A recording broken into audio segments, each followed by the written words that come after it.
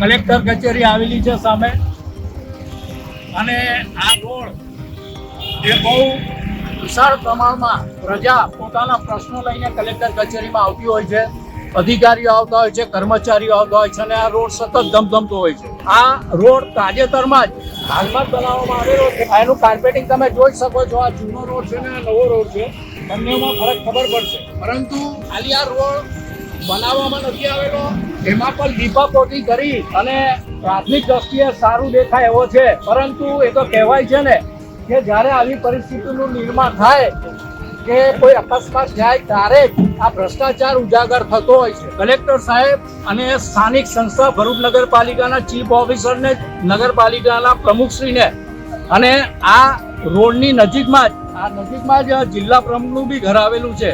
આ ત્રણેય હોદ્દેદારોને મારે નમ્ર વિનંતી સાથે કહેવાનું કે આની તપાસ કરવામાં આવે.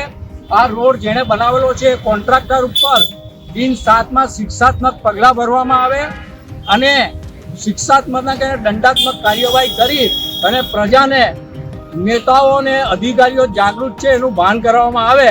જો તેમ કરવામાં ચૂક થશે તો અમારે ના છૂટકે આરટીઆઈ એક્ટિવિસ્ટ તરીકે આ રોડના કામોનું યાદી માંગી અને એમાં કેટલો ભ્રષ્ટાચાર થયો છે એ ઉજાગર કરવાની ફરજ પડશે.